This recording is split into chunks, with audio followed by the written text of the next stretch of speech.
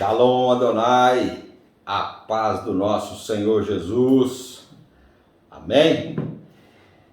Que o nome dele seja glorificado, exaltado para todos sempre e que nós possamos permanecer e estar na graça dele, não vivermos sem graça, amém? Quem está acompanhando aí entendeu o mistério, né? E aí vocês ficam curiosos aí para entender a palavra que Deus nos deu hoje no livro de Gênesis. Foi tremendo. Então vamos lá. No livro de Salmos, dando continuidade, o capítulo 65, que o Espírito Santo de Deus nos possa estar aqui neste lugar, aonde esse vídeo chegar, fazer que cheguem várias pessoas até os confins da terra, e a que a palavra de Deus seja para a honra e glória dele, em adoração, que venha nos confortar, venha nos libertar, nos salvar e nos curar. Amém? Vamos lá. Que o nome dele seja santificado e glorificado, assim na terra como no céu. Dai-nos, Senhor, o nosso pão de cada dia hoje. Dai a nossa palavra, Espírito Santo, a palavra de hoje. Fala conosco, no mais profundo e no íntimo de cada coração. No nome santo de Jesus. Amém? Vamos lá. Salmo 65. Ações de graças pelas bênçãos das searas. Oh, glória! Começando a ficar bom esse livro de Salmo, né? É muita guerra. Mas vamos lá, tem a parte boa. Melhor, né? A gente gosta de falar mais coisa boa, ver as coisas, as bênçãos, né? Mas primeiro a gente vê como é que sai das guerras e agora vamos ver que as vitórias são certas. Amém? Então vamos lá. A ti, ó Deus, confiança e louvor em Sião. Fundo musical. Quem gosta de cachorro, hoje eles estão, né, não foram convidados não, mas a gente abençoa eles aí, em nome de Jesus. Temos que aprender a viver com alguns barulhos deste mundo. Amém? Então vamos lá. A ti, ó Deus, confiança e louvor em Sião, e a ti se pagará o voto. Ó tu que escutas a oração, a ti virão todos os homens, por causa de suas iniquidades. Se prevalecem as nossas transgressões, tu nolas perdoas. Bem-aventurado aquele a quem escolhe e aproxima-se de ti, para que assista dos teus átrios. Ficaremos satisfeitos com bondade de tua casa, o teu santo templo.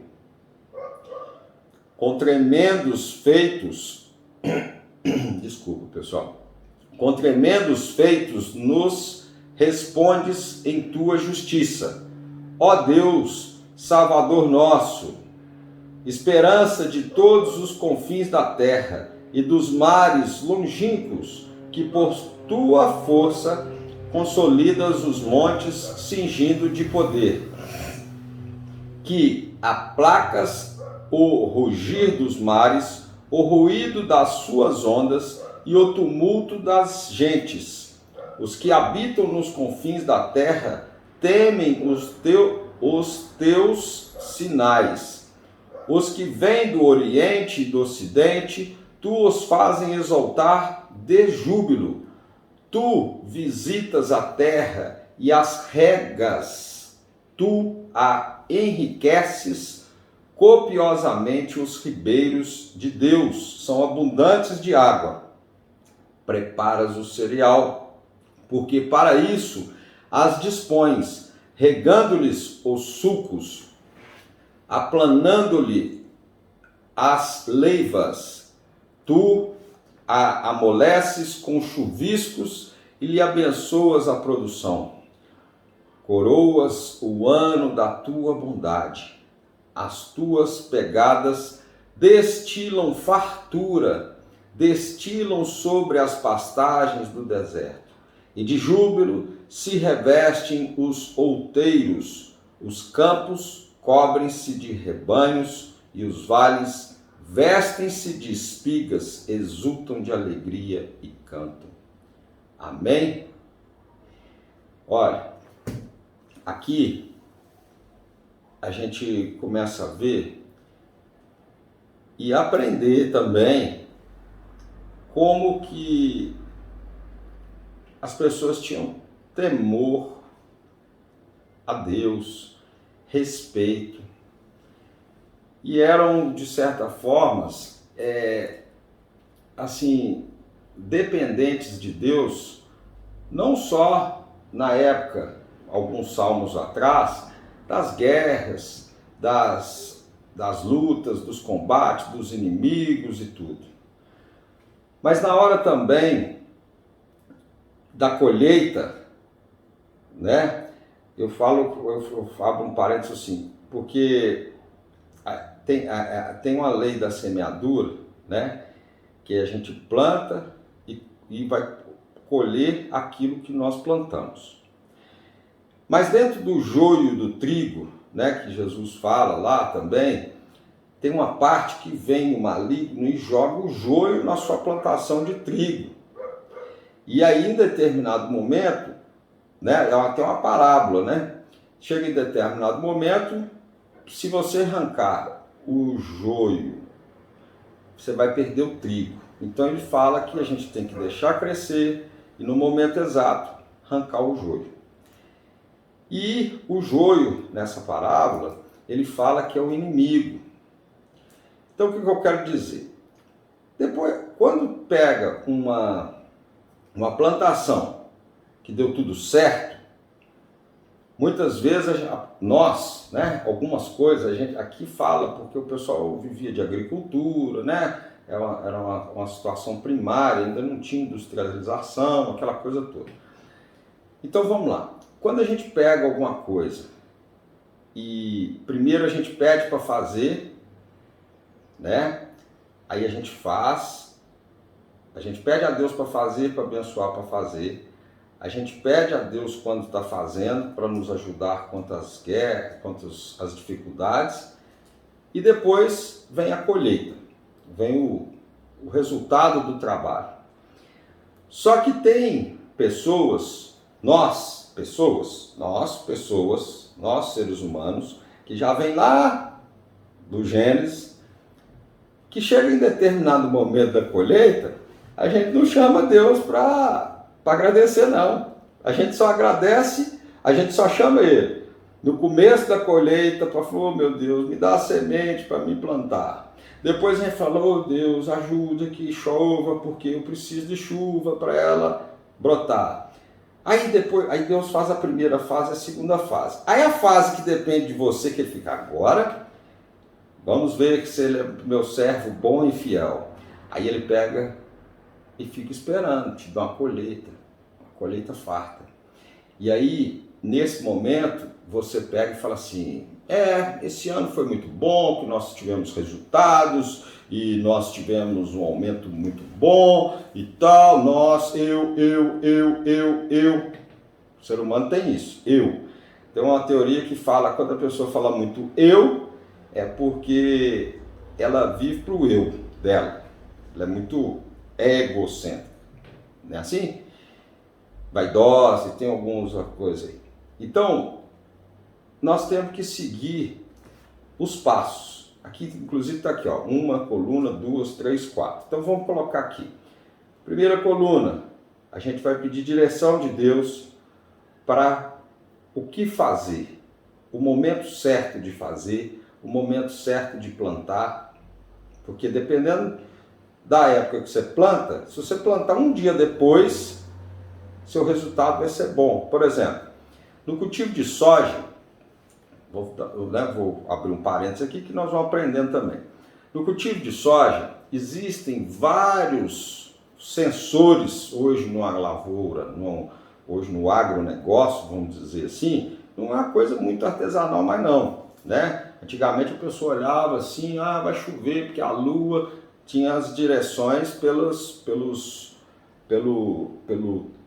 pelo céu, né? Ou por outras situações, pelos pássaros, e aí vinha, eram alguns indicadores.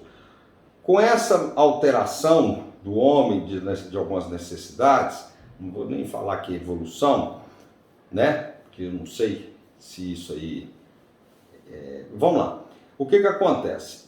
Criaram alguns sensores para fazer esses tipos de controle, né? Foi necessário fazer isso para essa quantidade de gente que está aí. Então, foram melhorando as técnicas. E aí o que acontece? Numa plantação de soja, que é um mar de soja, existem vários pontos que ficam medindo a temperatura, a umidade, a questão do solo, do tempo, e tudo aquilo, tudo com o computador. Até os tratores, os equipamentos são todos hoje eletrônicos, né, pelo celular e etc. Tudo muito sofisticado. Só que tem um detalhe: existe um momento de decisão. Quando a umidade ela tem um determinado ponto que ela já está pronta para ser colhida. Né? Vou dar um exemplo. Vamos dizer que a umidade tem que ficar em torno de 35%. Isso é exemplo, tá, gente? Eu não sei aí, agora, eu não lembro aqui quais são os percentuais certos. Não usa esses percentuais para plantar a sua lavoura aí não, tá? Que eu não tenho capacidade para te dar essa informação aqui exata agora não. Então vamos lá. Vamos dizer que a umidade ideal seja entre 40% e 42%, que ela está assim, numa situação muito boa, que dá uma produtividade muito boa. Mas ao ponto de 35%, ela já tem condição de colher. Só que faz uma relação, por exemplo, com 35% você tem um aproveitamento, por exemplo, de 70 por hectare, por exemplo. Sendo que é o ponto de, vamos dizer que for a 42%, você chega a quase 95%. Então o que acontece? Essa alteração da umidade pode acontecer às vezes de um dia para o outro. E de um dia para o outro, isso num mar de planta, né? No caso de soja, são milhões de reais que vão influenciar. Então você tem uma decisão. Se a gente for olhar pelo raciocínio, olha, por que então a gente não espera um dia para que essa umidade transforme de 35 para 42, já que os outros indicadores estão dizendo que vão acontecer isso daqui um dia ou 24 horas, sendo que nós vamos ter aí uma lucratividade muito maior. Aí eis a questão, é o momento de decisão, porque aí tem um fator de risco. Se houver uma alteração brusca nessa umidade, por exemplo, uma chuva, ao invés dele ter a pior das situações, né, eu não lembro agora o número que eu falei para vocês aqui, vamos supor que seja 70 ou 70, né, de aproveitamento, ele pode chegar a quase zero, ele pode perder tudo. Assim como quando aquela pessoa escolheu a semente, ou o tempo para plantar, pediu a Deus direção para tirar as pragas, para comprar os produtos mais baratos. Isso aí eu estou falando de lavoura aqui, mas é tudo na vida, uma loja, uma empresa, uma compra do supermercado, uma venda do imóvel, uma compra do imóvel, um concurso, qualquer coisa na sua vida. Você vai entender que agora o mistério. Então, você perde a primeira etapa, você está de mão dada com Deus. Você está na segunda etapa, você está com ele dependente de Deus. Na hora do resultado, você fala que é eu.